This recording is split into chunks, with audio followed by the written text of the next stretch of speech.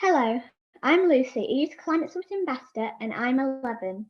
For today's careers conversations, Youth Climate Ambassadors and members of the London Schools Eco Network will interview a wide range of people working sustainability. You'll hear of Tian, Max, Emer, Caroline, Andra and Aadarsh speaking to people working in Tesco, Soils Association and Green Jobs consultancy Lewis Davey. They will also talk to a local government councillor and trustee of Heal Rewilding. Nisreen Elsaim, who is a UN Secretary General Youth Advisor on Climate Change, and Green Party MP Caroline Lucas. Hello everyone, and welcome to this Youth Climate Summit 2020 Careers Conversation. I'm Dr. Jessica Tipton, a secondary teacher of languages and founder of the London Schools Eco Network, and I will be your host this lunchtime. For this session, we have YCS ambassadors Max and Tian interviewing 3 sustainability professionals working in quite different fields. We have Lewis Davey, director and co-founder at Lewis Davey. Then we have Councillor Donna Stimpson, trustee of Heal Rewilding and cabinet member for climate change, sustainability, parks and countryside at the Royal Borough of Windsor and Maidenhead, and Rupert Aker, Farm Links manager at the Soil Association. So if I could first invite each of our panelists to give a brief introduction to their current role and how they got into it, starting with Miles. Okay, so I am a director in a company called Lewis Davey. We basically specialise in recruiting people across the sustainability and clean tech industry. So we work across energy efficiency, sustainable buildings, corporate sustainability, CSR, responsible investment, renewables, and sort of smart energy, which is all the sort of emerging sort of energy storage, electric vehicles, flexibility area. As a saying in recruitment that you don't find recruitment, recruitment finds you, and it's a sort of a career that you quite often fall into. I've not met too many recruiters that actually sort of set out and think, actually, you know, I want to be a recruiter. It's one for the lost souls a little bit, I think, but I mean, essentially, I did an MSc in coastal zone management probably sort of 15, 16 years ago, which is the area where the land, sea and air intersect, and became quite interested in climate change and the impacts to coastal communities as a consequence of rising sea levels and storm surges and coastal flooding, etc., and how those in the coastal zone could adapt to coastal flooding, rising sea level, etc., etc. So becoming interested in that, I started to sort of explore where the career opportunities might be for someone with an interest in climate change. I think that was a long time ago. The market wasn't as emerged and developed as it is now. And in my search for a role, I was approached by a recruitment company, an environmental recruitment company that was active in the environmental industries. That basically said, look, we're setting up a sustainable energy team, and would you be interested in coming to work for us? So I was sort of reasonably opportunistic and thought, well, look, let's see how this goes. And sort of 15 years later, sort of here I am after a slight sort of deviation from sort of coastal zone management and a thesis on climate change into recruitment. But I think it sort of can show that you set out to do something, and your paths take you in a completely different direction. So does that give you a good enough overview, Jessica? Brilliant, perfect. And now over to Donna. Hi, yeah. Similarly, not really where I entered. I intended to be. I started off with a career university at social anthropology, economics, my first degree, and organizational culture was my second. traveled the world as a strategy consultant, and then was a builder for a long time, and became a councillor in May 2019, and very quickly onto cabinet for climate change and sustainability. I have 5 kids and just realized we've made such a mess of this world, and I have to contribute somehow in returning it to some semblance of where it used to be. And I've always been a passionate upcycler. I've never thrown anything away, and I never really buy anything new. I've always done this. And I just have always been passionate about it. I'm a trustee of the most wonderful new charity called Heal Rewilding. We started in March of this year, and it gives everyone an opportunity to take part in rewilding. It's not a case of being able to afford a huge big farm, but you can buy for £20 a 3x3 square and invest in that. And so we're building that at the same time. There's just so much that everyone can take part in, really. But I guess one has to look beyond what the government can do and look at what the communities can do. And that's really where I sit, not just being a councillor, but also looking at how we can get involved in a minute basis, and really everybody can make a difference. And that's where my passion lies. How can we get down into each community and help? Every little bit does actually make a difference, and I think that's where my interest is. So I'm involved in very many different areas, and I'm linked in lots of different places. So that's a little bit of background about me to start off with. Brilliant, thank you, Donna. And finally, Rupert. So I work for the Soil Association, which is an environmental charity, and my work now involves linking schools and the public with farms, and in particular organic farms, because we work mainly with organic farms. I started off, I suppose, as a student. I worked on some farms, but I never wanted to be a farmer as such. So I did a degree in rural land management at the Royal Agricultural University because I wanted a job in the countryside. And I did a land management course, which opens doors to all sorts of careers because it's such a wide-ranging course with things from property to farming to forestry to sort of tax and law and all sorts of things. And my first job was in woodland management. So I spent a few years basically up and down the country planting new woodlands. Probably planted about 1 million trees in that time. So I see myself as quite carbon neutral at the moment. From there, I then ended up working with the Soil Association to try and work on projects to link farms really to the public, so people understand where the food comes from. And I think with charity work, you end up working on projects because they're on a sort of funding cycle, and every 2 or 3 years you reinvent yourself. So at the moment, the projects I'm working on are European-based projects, and traveling around probably about 10 countries in Europe, helping develop training for farmers and schools who want to connect. So giving farmers expertise in connecting with schools, and schools ideas on how they might work with farmers and food as well. So that's where I am. Again, I got here through a circuitous route, and I would never believe at your age where, you know, what I'd have been doing. So it's quite interesting what happens in your career. Super, thank you very much to the three of you. Now if I could ask our ambassadors to introduce themselves. So first of all, Max. Hi, I'm Max. I am 16 years old and I live in the southeast of England. My favourite subjects at school are chemistry and art, and my dream job is to be a Blue Peter or Countryfile presenter, but I'm also looking into occupational therapy in line with nature. Brilliant. And Tian. My name is Tian. I'm also 16 years old and I'm from London. And actually, like Max, I also do art. I also do geography, maths and further maths at A level. And my, I guess, like dream job would be to start up my own sustainable architecture company. I was very inspired by like Apple's new headquarters, the Ring, in the middle of the park. So yeah, that's me. Brilliant. So I'd now like to see if Max has a question for Miles.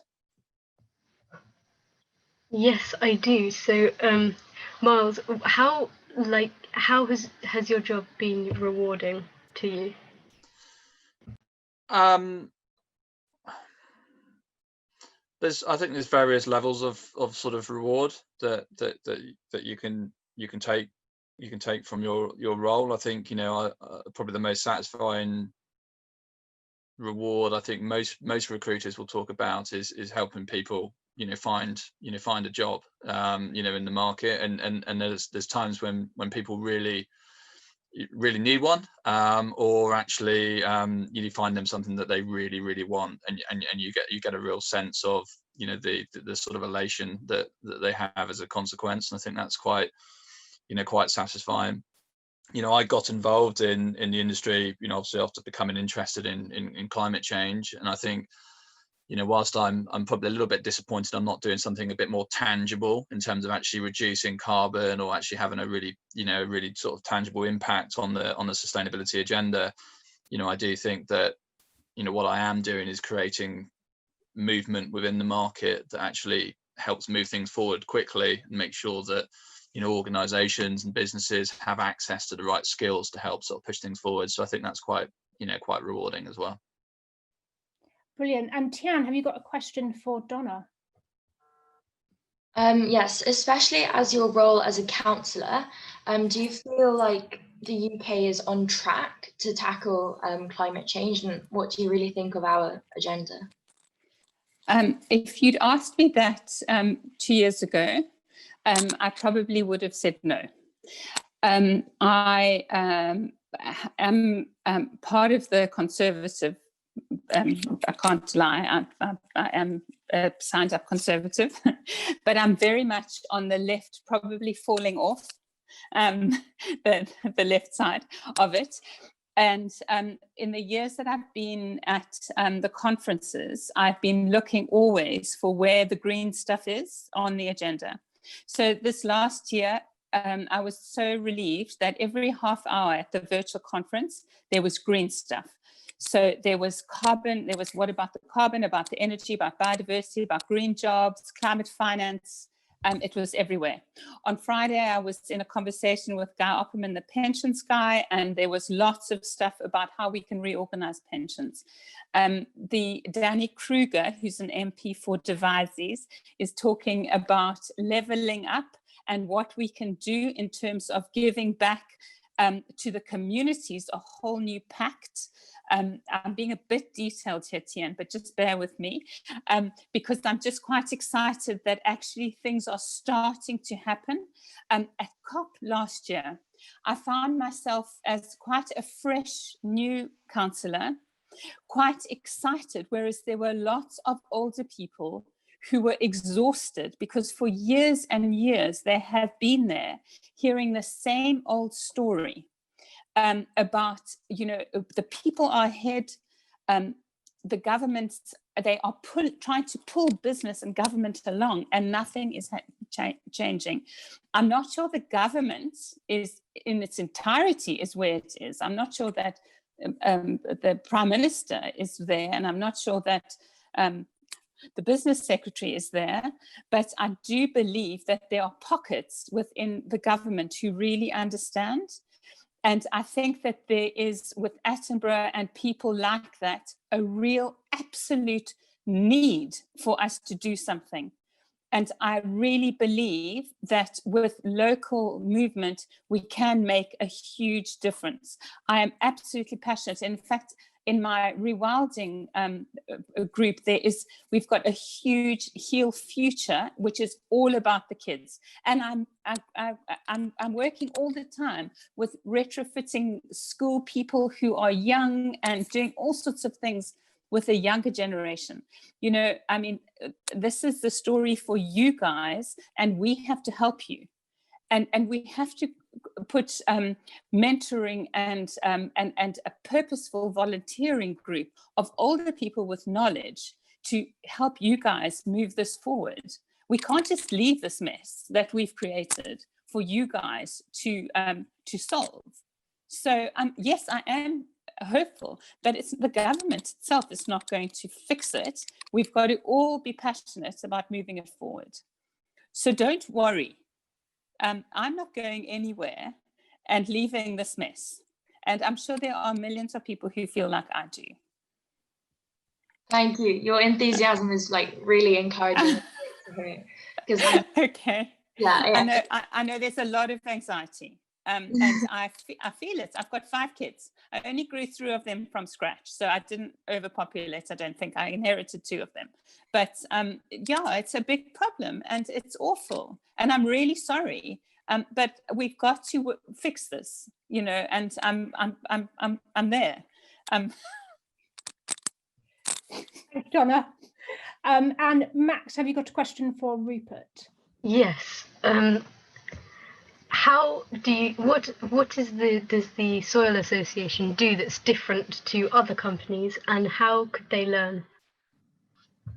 Great, thank you. First of all, I wanted to say I'm glad to hear you're both doing art, because I did art at A-level, and as well as working part-time for Soil Association, I'm also an artist and sell landscape paintings. So keep going with the art as well, because it's nice having a balance, a portfolio of career opportunities, and it's always good to have a couple of things on with creativity and with maybe something more scientific or academic as well. So well done on that. Soil Association, I think what we try and do is look for positive and practical solutions to the problems we see. So I think rather than just complaining about things and making a fuss about the things which are going wrong, we try and look for the solutions and then try and promote those. So certainly when I started at the Soil Association, there was a huge growth in organic food. And that was because we recognised there are problems with maybe the food system and farming, to do with chemicals and to do with maybe things like food miles and food coming a long way. And we looked for solutions, which included things like promoting organic standards so people know where food comes from and know it's been produced in a certain way, which is to do with animal welfare and looking after the environment. But also promoting things like, let's say, farmers markets, where people can then go and buy local and buy straight from the farmer. So I think that's probably a challenge for all of us, not just to complain about what's going on, but really try and find solutions and then act to support those solutions. Because I think if everyone changed the way they lived, if everyone changed their buying habits, if everyone changed the sort of the types of companies and industries they support, and they support it by buying their products, we could change the world in next to no time. But I think you've got to actually act in a way which represents your ideals as well. So I think that's quite important. Excellent. I would now like to see if our interviewers would like to choose a panelist they'd like to ask us a specific question. So we'll go back to Tian. I have a question for Donna. So as your work as a councillor, have you ever come across people in the government who not necessarily don't believe in climate change, but don't think that like saving the environment is a pressing issue? And how do you sort of deal with like convincing them to rally, to join us and rally in our fight against the climate crisis? Yes, I have it all the time. And it's difficult because in order to make change, it's easier to be on the inside. So we have a narrow majority of Conservatives in the council, and I'm on cabinet, so it's easier to be inside. For example, at the moment, we own 110 acres of a very beautiful area close to the Thames. At the moment, quite a few people would like to put a big car park there, and I'm quite against that because that would mean more people, more dogs. And as a Conservative, it was bought for access as well as biodiversity. So it's a difficult road to tread. And so I tend to call in specialists and people and try and justify why it's better to use the money to try and show why increasing biodiversity and allowing people to walk through it and learn about the biodiversity of it is a better way of utilizing the land, and try and learn how by, say, using a new land management act that I know is coming in, will gain more money and therefore will benefit us better. So you have to really, I mean, it's hard work, but you have to try and teach people how to overcome it. And one of the really exciting things is one of the chairs of the area management panel, which is the planning panel, was a disbeliever of climate change. He's quite an old chap and he's wonderful. And very recently he told the full council that he changed his mind and now he believes in climate change. And one just has to work through, and it's little by little. For so many things. I remember several years ago, someone saying to me, what's the point of starting a litter picking group?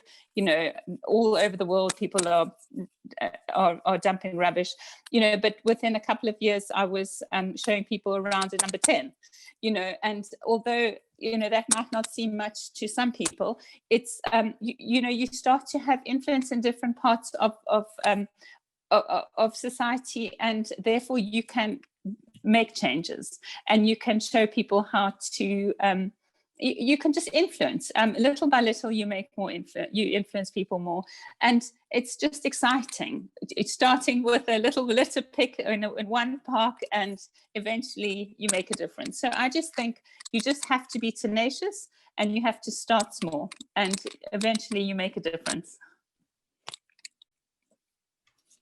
Great. And Max, have you got a question perhaps for Miles or Rupert, or both? Yes, I have a question for Rupert. So I think a lot of other people get quite confused about the word organic. Could you explain to us what that means? Yeah, it is quite confusing because it's quite a lot of things wrapped up in the word. Basically, it's a system of producing food which tries to be kind to the environment and to animals and providing healthy food for people. So there are standards which go behind the organic food mark, and they relate to having particular animal welfare standards. They have a sort of range of things you can't use in terms of pesticides and herbicides, so it avoids quite a lot of chemical use in growing food. And also it tries to, I suppose, create a system of farming which is friendly to wildlife as well, so that you're looking after wildlife on the farm. There's quite a lot to it, but that's the sort of main sort of pillars of organic farming, and avoiding additives in certain food production as well. So. Great, thank you. Well, to finish off, I'm wondering if each of you could give a tip to both Max and Tian and any other young people watching these interviews. Starting with, we'll go Donna, Miles, and then Rupert. Specifically to Tian, contact me. I know some sustainable architects. There's particularly a wonderful one who's just finished a cork house in Eton. It's negative embodied carbon. It's extraordinary, and I would love you to see it. And in terms of art, Max, I've got something quite special too that's just been produced. But guys, the fact that you're here at this, right here at the forefront of what we're doing, is extraordinary. So go for it. Follow your heart. Do what you love in terms of your of a job, because if you're doing what you want to do as your career, then you're in the perfect place. And it's not about money. It's not about power. It's about what you feel good about doing. And that if you are doing what you want in your heart, and that's your job, then you've made it, really. And well done. I mean, you're already in a wonderful place, and I really am. I'm proud of having met you. So well done. And over to Miles. So I think one of the tips I think is always worthwhile remembering when you're looking forward at your career. I mean, Tian, you said about looking at sort of sustainable architecture, and again, if you want to email me, I can give you a list of sort of architectural practices that tend to do a lot around sustainability. But I think, looking forward at your career and thinking, well, where do you sort of see, and we don't all know, I mean, you look at the sort of three of us, we've ended up in sort of roles that we didn't really plan would be in. So have that flexibility and to take opportunities as you see them and as you go and develop. But, if you have got an idea of where you want to be, to actually look at that and think, okay, what skill sets and what sort of qualifications do you need to do that? And then to sort of take it backwards, all the way really to sort of A levels and experience and degrees and sort of build from there. And then that will help you sort of, formulate a sort of career path. Brilliant advice. And finally, Rupert, same question. Well, I think it's really good. When I was probably about 17, 18, I did some work experience with different companies just for a week or a month at a time, just during my holidays as a student, and tried to balance working and getting a bit of experience. And that really helped me get a sense of what happens in the workplace and where I want to be working. And I really understood that I didn't really want an office-based job, and I wanted to be out and about more. So hence going for more countryside-based jobs. But I think I certainly agree with doing something you love. And I think I don't feel like I've done a hard day's work in my life, because I've always enjoyed what I've been doing. And I've sort of never come back thinking, oh, no, I really don't want to be doing this job. So I think that's really important. And work in charities, it's never best paid work, but I think it's always most rewarding. So I always sort of encourage people to think about work in the charity sector as well, because often you do get home thinking you've done something worthwhile. And that's always very important as well. Super. And I think we'll leave the last word with Max and Tian. If you have any thoughts coming back from what you've heard today, starting with Max. So I've definitely thought a lot about how we can approach things. So I think definitely, as Mal said, having that flexibility and seeing as it comes. And we probably won't have the jobs which we're expecting now. It's definitely our mindsets towards it is very hopeful. Brilliant. And Tian? I also think that when people think of the environment, they tend to think of like daily behavior, like turning the lights off and recycling paper. They don't often think of the environment as a career. And I think what all you three guys said really made me like realize how many opportunities there are out there to do with sustainability. A great note to end on. So a huge thank you to all our panelists for giving up your precious time to speak to us today, and for giving such unique insights into what you do. And thank you too to our young ambassadors for putting them through their paces. Hello and welcome to this careers conversation. I'm joined by Emer, Youth Ambassador, and Anne Terrell, Head of Environment at Tesco. Emer, you have some questions for Anna? Yeah, so Anna, I'd like to know, why did you decide to choose a job that helps the environment rather than any other global issue? So the environment is obviously super important, and I want to be able to have a positive impact in helping to bring about some of the changes we need to see. No more so than obviously climate change, which is affecting us all. So I'm very passionate about wanting to have a personal positive impact. Yeah, perfect, thank you. And what are Tesco's goals for the next 10 to 20 years?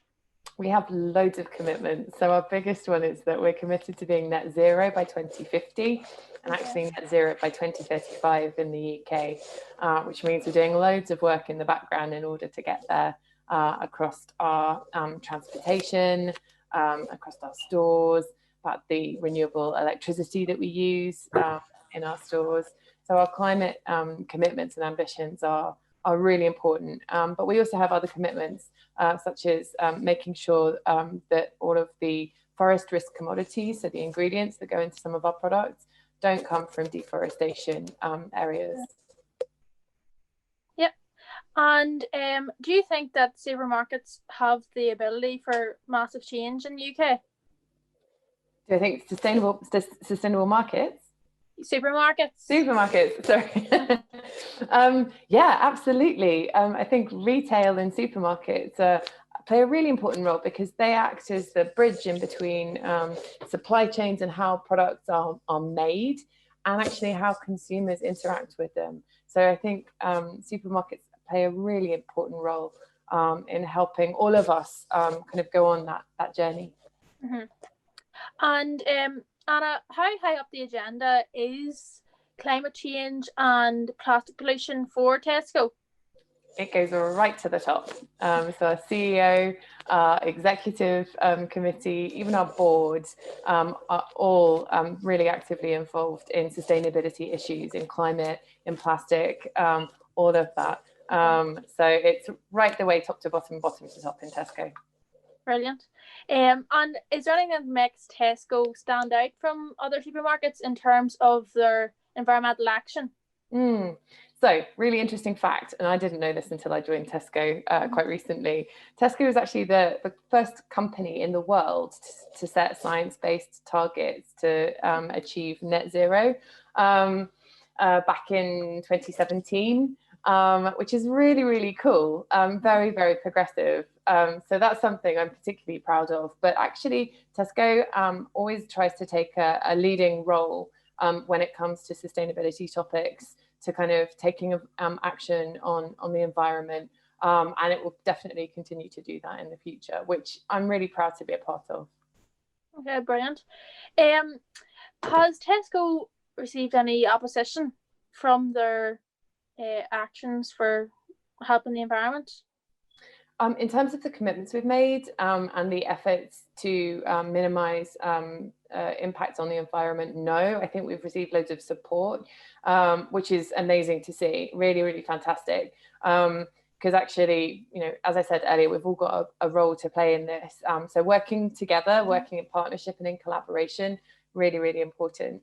So no, loads of support for the environmental agenda. There's always more that we can be doing. And, you know, sometimes issues arise, particularly in other parts of the world in your supply chains that you have to sort out. But it's just really important to make sure that if and when they do, you're really transparent about it. You take action really quickly and you make sure that you learn from that and you move on. And I think Tesco does that pretty well.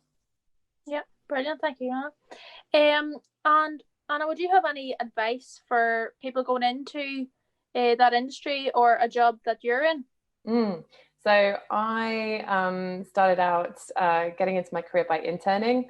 I did an internship. I've always worked in sustainability, but I started interning for 6 months, and that was an amazing experience. Really taught me loads. Got to learn more about corporate sustainability and the issues. And that was super helpful. And from there, I was actually able to kind of go into a career in sustainability. But also the other thing is being able to kind of learn from other cultures and communities is also really important, because environmental and social issues, they play out differently in every part of the world. So it's really important that we all as individuals understand what that looks like, and also what role we can play in being able to help address them. Perfect.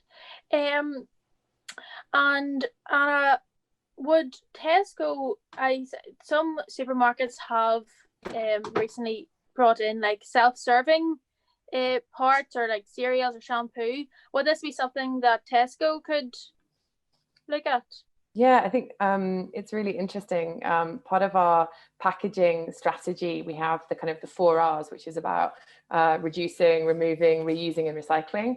And as part of that, reuse is a really important model. We were the first first retailer to launch Loop, which is basically a reuse system in the UK, where you can buy something, gets kind of in a container, you can wash the container up, send it back, and it will get kind of refilled, which is awesome. But also trialing kind of bulk delivery. So basically exactly what you're talking about, that's another area of focus for us. When it comes to food, sometimes it can be a bit tricky, because food can be sticky, it can be smelly. You also don't want to contaminate it. And sometimes people don't really like to kind of touch it too much. So it's really important that we make sure that we're we're doing the right thing, and we're working in line with regulations and stuff like that. But yeah, we're super kind of committed to that agenda, and lots more to come on it. But yeah, it's a really interesting space. Brilliant. Is there anything that in your career, I know that you've been with Nestle and you've built up a very good experience for yourself. Is there anything in your career that's made you think like wow about sustainability, or anything that's just really hopeful for you? Yeah, I think it's just individuals. So I really love getting to work and meet different people and hearing their stories and their experiences, because it makes you feel not only kind of like a small part of the world, but also actually it kind of gives you that feeling that you're not on your own in trying to address these issues. And so building those kind of partnerships, building those relationships is really, really important to me, because it makes me feel like I'm not trying to do this on my own. And the more you speak to people and the more you share your experiences, the more you realize actually there's a lot of commonality in terms of, you know, where you get stuck, you know, what are the big challenges, how do you actually make progress quicker, all of that. And just by talking and communicating, it's amazing just how much you can get done, and finding opportunities to work together. So for me, it's absolutely about kind of, you know, building my network, meeting new people, asking loads of questions, and just being really prepared to learn. That's the other thing. At every point of my career to date, I'm always really focused on making sure that the experience enables me to learn and grow as a person. That's fascinating. Thank you, Anna. Would you say that a big part of the plastic problem and plastic pollution is consumers not being fully aware or informed about recycling and the importance of it, or would you say it's bigger than that? I think the plastic problem is massive, because it's a bunch of interconnected issues.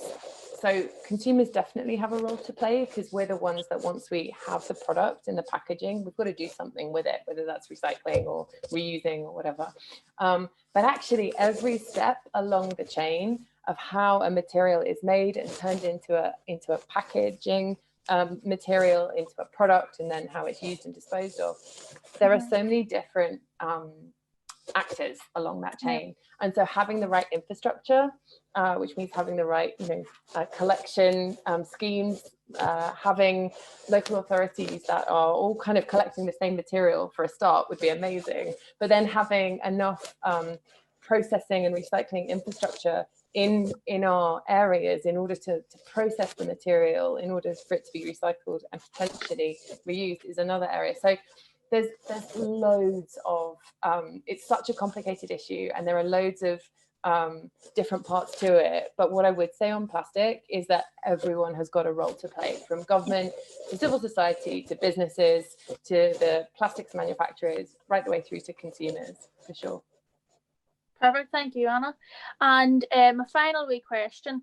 Well, I know personally I've taken a lot from this, and speaking to you, it's really made me think about something in this sort of career. Like it's fascinating what you've done, and I'm sure there's many other people, young people out there, that would consider getting into this sort of field of sustainability. What do you love most about your job?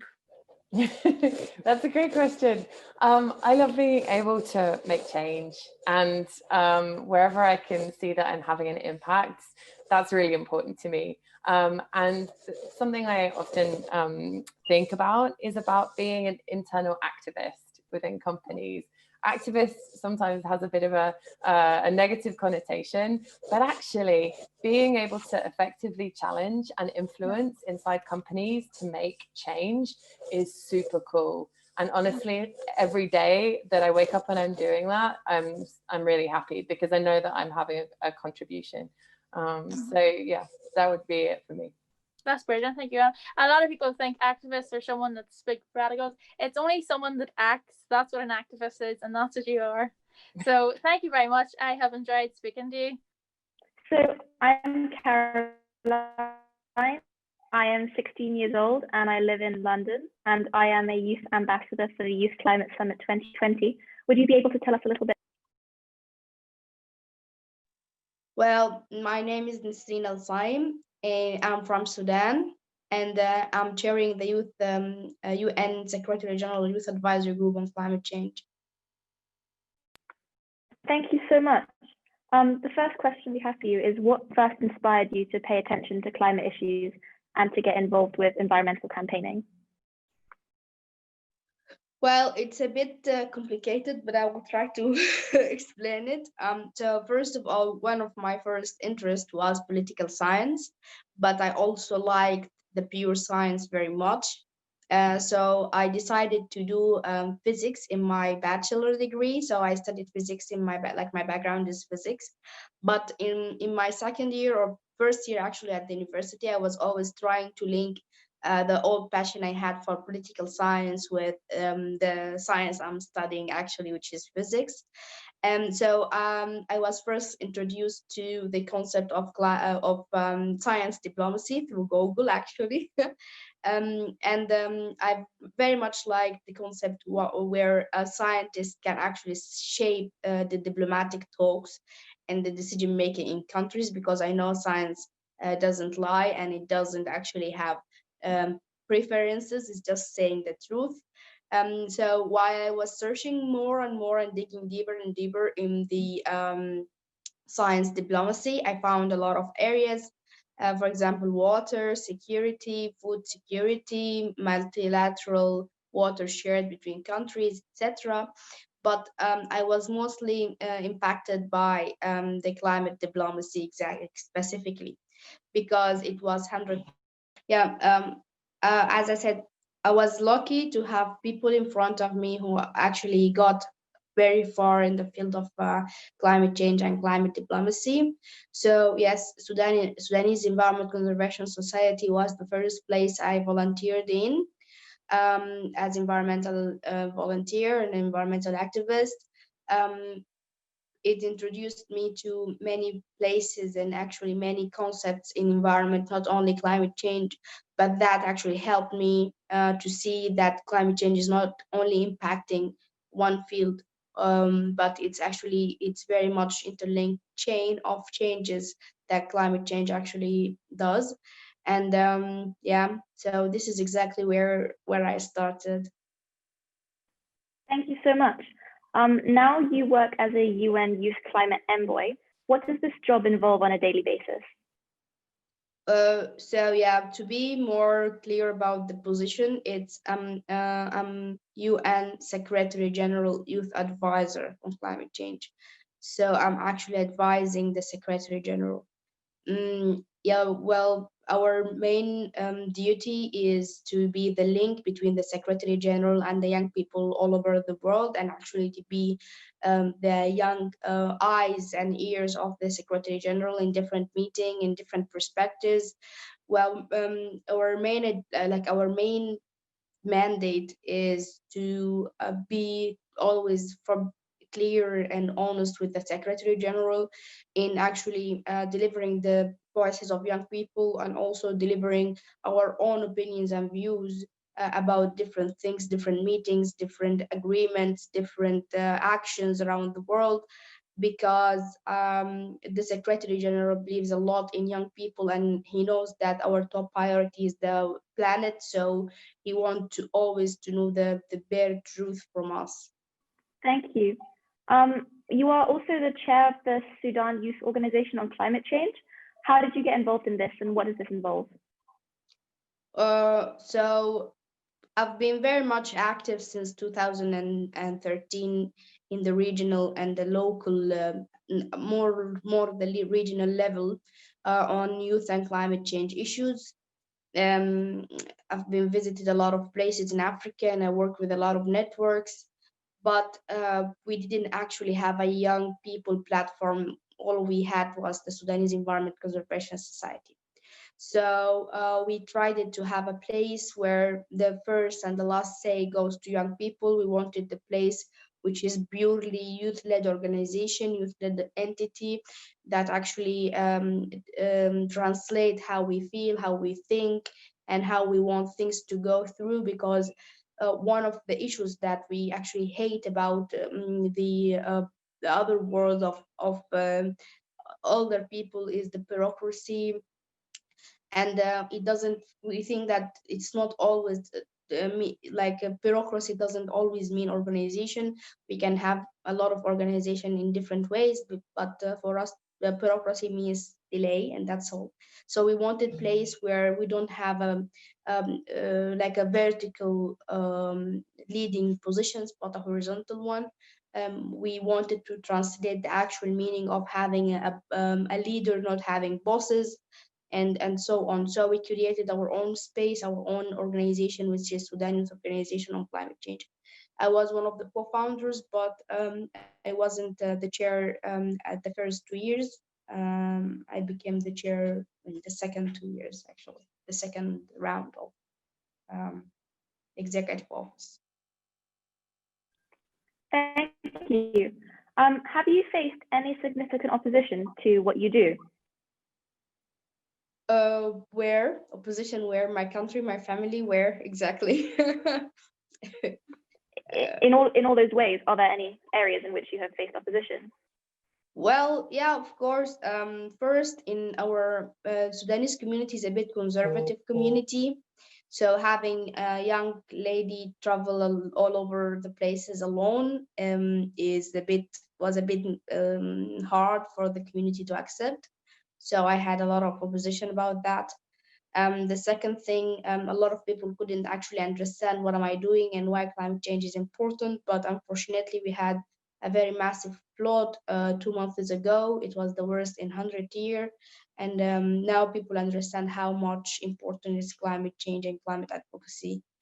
It was a bit hard also to organize that I was full-time student and also almost full-time activist.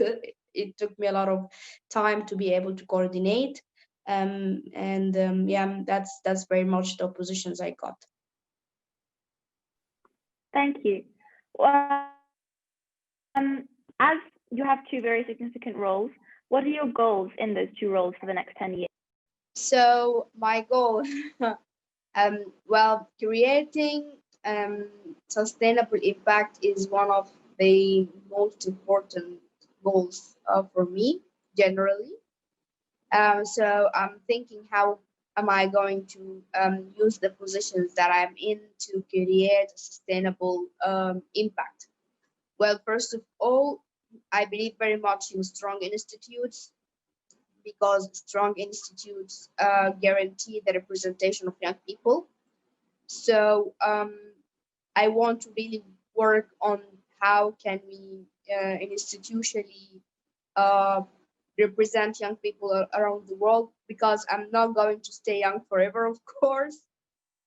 It's very important to actually create a space where not only us, but also the next generations can feel that this is their home, this is the place where they can actually speak, and this is the place that will actually deliver their voices up and up. So it's one of the great goals I have. Also, I seek justice for for the next generation, and also for the global South countries, developing countries like Sudan, marginalized people all around the world who are actually going to be very much affected by climate change, and they haven't done anything to contribute to climate change. Well, justice is a very much higher goal for me, but it's the thing that the biggest motivation that actually moves us as a climate activist, and it moves me exactly, especially Emer. Well, also, my last goal will be to have more honest and transparent world, and the world that actually cares about others and not only about the economical growth. For example, I always push for the politicians and government officials, for example, to walk the talk, even for the negotiators and so on. Because I don't think really that words can save people from what's going to happen in climate change. So more transparent, honest, and action-oriented world is one of the great goals that I have also. Thank you, Nisreen. Lastly, what advice would you have for people who are seeking to follow a similar path as you to work for either the N or for NGOs? Yeah, my advice will be always to do things in parallel, because time is a very valuable thing. If you have time to be a volunteer and a student, be a volunteer and a student. If you have time to be in a full-time job and also be in a part-time job, then be in a full-time and in a part-time job. If you have time and ability to actually teach some people, mentor some people extra of the work you are doing, please do that, because I think we don't have time for each of us to actually finish everything in series. So we finished school first, then we do activism first, then we get a career second, then we really don't have time for that. This would be my advice. And try always to don't take things for granted, and there's never anything impossible. So when you think about different stuff, don't think like this is not happening, this will never happen. And I mean, everything can happen if we actually work for that, and if we really want it to happen, it will definitely happen. And get out of your comfort zone. I think this is the most important advice. If you stayed in your comfort zone, then you will get only very narrow perspective of things. You will experience very little things. You will live a little life also. So getting out of your comfort zone will always explore you to new concepts, new approaches, new narratives, and new culture, new activities, and even your thoughts will be very much new and related, and so get out of your comfort zone.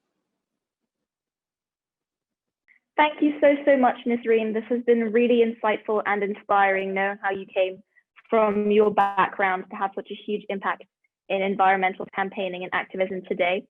Incidentally, I too am really interested in the sciences, and at university, I would like to study natural sciences and hopefully then mix that with environmental sciences later on, or go into environmental campaigning / politics, or work at an NGO. So thank you so much. This has been really useful, and we hope you have a nice day. I'd like to give a huge welcome to Caroline Lucas, MP, who's our final guest for today's Youth Climate Summit Careers Conversations. We're so excited to meet you and talk about your job. Thank you so much. I'm really pleased to meet with you. That's great. My name's Aadarsh. I'm a Youth Climate Summit ambassador and a member of the London Schools Eco Network. I'm 16 years old from London. I'm studying biology, chemistry, maths, and German at A level, hoping to become wildlife vet in the future. Fantastic. I'm Andra. I'm also a Youth Climate Summit ambassador. I'm 17 years old and I'm from Belfast, Northern Ireland. My favorite subjects at school are biology, chemistry, geography, and French. So quite a mixed bag. Wow, science. Yeah. And I would like to possibly work in environmental policy or science communications. Fantastic. Good. Well, I wish you both all the very best of luck with that, because it sounds like you've got some really big subjects that you're studying. So that's fantastic. Yeah, thank you. So could I please ask you to say a little bit about what you do in your current role as an MP and how you got here? Thank you. So I was first elected as an MP 10 years ago. Before that, I was a member of the European Parliament. And before that, I worked for Oxfam for 10 years in their trade policy department. And I guess I've always been driven by a real concern about what we're doing to our planet. My first worry when I was more your age was around nuclear weapons. That made me join the campaign for nuclear disarmament, which was very active at that time. And through my activity around nuclear disarmament, I guess I became more aware of a variety of threats that the world faced. And for me, the Green Party was a vehicle that brings together my concerns around nuclear weapons, but also around what we're doing to our environment and to nature, and also around social justice, both within the UK and globally as well. So I joined the Green Party back in 1986, which is a long time ago. And I guess I've just been looking since then to work out how best to bring change about, essentially. So when an opportunity came up to fight the Brighton seat in the general election, we'd been doing really well in Brighton as the Green Party. We already had lots of seats on the council, so it felt like it was the first winnable seat we'd ever really had. So I fought the seat in 2010 and was delighted to win. And I guess my job now falls into two very distinct halves. One half is the work on behalf of constituents, raising concerns that they have about, for example, poor housing is one of the biggest challenges here in Brighton, homelessness, difficulties in accessing universal credit or welfare, those kinds of issues, quite a lot of immigration issues as well. So part of my time is doing that, but the other part obviously is the work in Parliament, and that is where I try to do everything that I can to put the climate emergency, the ecological emergency, the wider emergency around nature as high up the political agenda as I possibly can. And I do that through debates on the floor of the House. I do it, I'm a co-chair of an all-party parliamentary group on climate change, so we work through that group to try to raise the issue. Putting down parliamentary questions, asking what the government's doing about the climate crisis, why isn't it doing more, and so on. And then working, I guess, as well with civil society and taking a lot of inspiration from the youth climate strikes, from Extinction Rebellion, and recognizing that in order to bring about change fast enough, just relying on the parliamentary process alone won't get us there, that we need all of this dynamic energy coming from young people in particular to really keep that issue at the top of the agenda. So following on from that, one of my questions was going to be, what is the UK doing to combat climate change, and is it enough? So you said that we need to do more. What could the UK do more? Well, it's a really good question. And of course, I think the question is highlighted as well by the fact that we will be the host of COP26, although that's been postponed till next year, but the Conference of the Parties, this 26th meeting, is one of the really big ones. It's a really important one. It was going to be in Glasgow just now it's going to be next year. And I think as host of that meeting, it's even more important that the UK government does more than it already is. We have to show real leadership. And I think we have to do more as well, because we are disproportionately responsible for the cumulative emissions already in the atmosphere. We've done more than almost any other country as the first country that industrialized to put those emissions in the atmosphere, and therefore I think our responsibility is even greater when it comes to taking action to reduce emissions. I think what that means in practice is that right now, you'll know we have a target in the UK of reaching net zero emissions by 2050. I think as a developed country with a disproportionate responsibility for climate emissions, we should be bringing that target forward. There are lots of arguments as, should it be 2030, should it be 2035? It just should be an awful lot sooner than it is now. Trying to keep below 2 degrees warming is too much. We should definitely be trying to keep below 1.5 degree warming. I think it means, sometimes you'll hear the Prime Minister or other ministers make very fine speeches on these subjects, but we need to look at what they actually do, not what they just say. And what worries me, for example, is that although they they talk a good talk, we are still committed, for example, to spending £27 billion on a new road building scheme. That is just crazy to be spending £27 billion on road building. Just in the aftermath of the pandemic, the government had been bailing out the airlines, giving money with absolutely no conditions attached to airline companies. We know that aviation is one of the fastest growing sources of greenhouse gas emissions. At least in France, when they did bailouts to the aviation industry, they made conditions. They said, you've got to do far more to invest in alternative technologies. You shouldn't be being given money to compete where railways can do the route just as well. They made conditions to it, and we should have done that too. So I think we could be bringing our targets much more, make them much more ambitious. We need to make our action much more ambitious. And I think we need to kind of look at our economic system as well, because for as long as we have this economic system that's based on more and more of the same kind of production and consumption, then we're never going to get off the collision course that we're currently on with climate catastrophe fast enough. Thank you so much for that insight. It's really kind of, yes, it's definitely really helpful to lay out, you know, everything that we're not doing and what we should be doing. So of course you've been involved in with this for a long time, and have had a very, I was actually reading about your career, and you have been involved in so many things. So I guess my question is, what skills and qualities would you deem important and necessary in this job? Patience and perseverance, probably, but also impatience. I mean, being serious that none of us ever changed the world overnight, and therefore perseverance and a degree of patience are important. But actually, I think a degree of impatience is really important too, and that's where I really do pay tribute to the youth climate strikes. I think they were so powerful. I think there's nothing more effective than young people, you know, looking older generations in the eyes and saying, you are trashing my future. That is the most morally difficult thing to respond to, but the most morally powerful thing. I mean, I think being able to recognize opportunities when they come along is a skill to some extent, to work out when you can really try to push an agenda. And it feels right now, as lots of people are talking about the idea of building back better after COVID, you know, people saying that we can't just go back to normal because normal was nowhere near good enough. It was letting down millions of people and trashing the planet into the bargain. So we need something better than normal.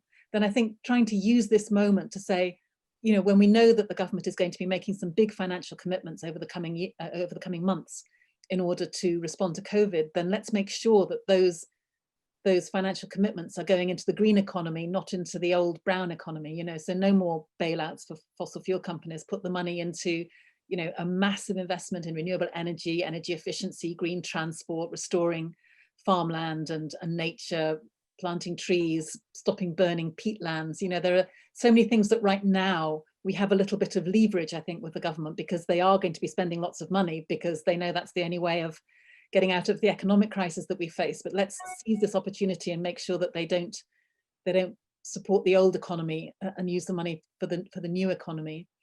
I think skills around listening, actually. I mean, I think it's wonderful that both of you are going to have all of this scientific evidence and experience, and I feel a bit of a fraud sitting here with my degree in English literature. But I think I would say, you know, to anybody watching, that whatever your passion is, pursue your passion, and see how you can bring the climate and nature emergency into whatever your passion is. So if your passion is theatre, then bring it into theatre. If your passion is music, then bring it into music. If your passion is, you know, the sciences and how we, you know, learn more about the biodiversity that we depend on and how we protect it better, then clearly bring it there. But I think because the issue now is so urgent that the next 10 years literally are make or break, I genuinely believe, when it comes to whether we get off this collision course quick enough, then it feels to me that we need everybody, whatever their interest is, whatever their skills are, there'll be something that they can bring to this debate. Thank you. As young people kind of hoping to have a positive impact on the environment in the future and now, it's really amazing to hear that advice, you know, not just the solutions, but taking what we know now and what we enjoy now and using that to help the environment. I think that's a really strong message. And so, of course, institutional changes need to be made, but what could the average person living in the UK do to be more environmentally friendly? Yeah, this is always such a sort of double-edged sword, this debate, isn't it? Because of course there are individual actions we can all take, but I'm acutely aware that many of the actions that we need are about changing systems. And I think we do need to be careful that sometimes governments and businesses can very conveniently park this issue as an issue of personal responsibility rather than as an issue of major systems change. So I guess, you know, the things you can do in your own life, maybe around reducing waste and, you know, persuading your family to have a green energy supplier rather than a fossil fuel energy supplier, you know, taking public transport, cycling, walking. I mean, I guess we know most of those things. So I guess the thing I would focus on more is about the civic engagement, because we need change to happen so fast now that although all of those individual actions, you know, the decision to walk rather than take the car, or to keep the thermostat down a little bit and put another sweater on, of course, those are important. Eating less meat, actually, I should add, is a very major one. That can make a very big difference, because we know that industrial agriculture is very responsible for emissions too. Although all of those matter, I'm not saying they don't matter, but I don't think we should think that that's enough. And that I think when people are thinking what they can do, I would love them to be thinking about their kind of civic engagement too, and whether that is getting involved in something like, you know, the climate work that you're doing right now, or whether it's, you know, writing to your local councillor, or writing to your MP, or, you know, perhaps taking part in some kinds of local meetings. I think all of that matters even more in a way, because we have to scale up our impact, and waiting until everybody has that light bulb moment when they suddenly realize that, yes, they need to change their own behavior. If we wait until everyone's had that moment, then it's going to be too late. So I think all of us need to really recognize that, you know, one of the responsibilities we have is as citizens, not just as consumers. And I don't think anyone should ever underestimate the impact that it makes to go and see your MP, or to write. I know sometimes it can feel, you know, what difference does that make? And maybe you'll just get a letter as well back that isn't terribly helpful. But if people know that their constituents really care about these issues, it does make a difference. Yes, thank you. My final question to you is, as a politician and as a leader, you will always face opposition to what you do, no matter how morally justifiable you think the issue is. So how, I guess, if somebody's thinking of going into politics, what is your main advice dealing with opposition, or how do you deal with opposition? Very good question. I think there are kind of different kinds of opposition, and sometimes opposition is born of not fully understanding where someone else is coming from, or not really understanding their point of view. And so I think part of dealing with opposition is actually listening and trying to find common ground, and seeing if there are areas where you can agree.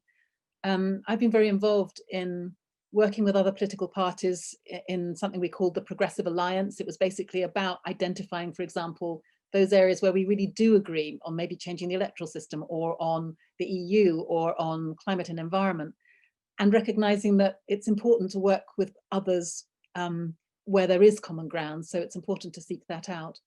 But having said that, clearly there are other people who are just ideologically utterly opposed to, for example, having faster action on climate. And then you just have to beat them. You have to be cleverer than them and bigger than them, and get as many allies as you can. And I guess one of the things I've learned is that sometimes you can find allies in strange places. So to take the example of nuclear weapons, for example, I think one of the most powerful things we did was actually to make common cause with people in the army, which sounds kind of odd, but there were plenty of people in our armed services who think nuclear weapons are a bad thing because they divert huge amounts of resources away from the front line in the army, let's say, to a set of weapons which, you know, plenty in the military would think are immoral, illegal, unusable, and so forth. So I think being prepared to find allies in strange places, listening to your opponents and persuading them where you can, and finding common ground where you can. And when all of those are impossible, then just being cleverer than they are is probably the best advice. So thank you so much for giving us your time today. It's been really inspiring to hear your knowledge and experience in this field. I think all the young people today watching will benefit from your advice. I think what I'm sure everyone watching today thinks what you're doing is really amazing, working every day towards making the environment safer for all of us. So thank you very much. Well, thank you so much. I mean, it's been really inspiring to hear you, and to know that you're both so committed to this agenda as well. So thank you, and thanks to all the young people for really shaking up the system, because you are doing that, and it's really important. Yes, thank you. I want to say thank you as well for giving us your time. We understand you're so busy with everything that you do. So thank you for taking the time to have this interview with us. And I guess the main thing that I take away from today is that that no matter what kind of job, as you said at the start, no matter what job you go into, you can still bring that kind of environmental side to it. and that if you fight for something, you will succeed if you have the passion for it. So thank you so much for putting that across. You're such an inspiration to every single young person watching, and it's so great to meet with you. Oh, well, bless you. Thank you so much, and thank you for what you're doing, because I find that inspiring. So hang in there and keep in touch. Let me know what happens. Yes, thank you. Thank you. Bye. Bye.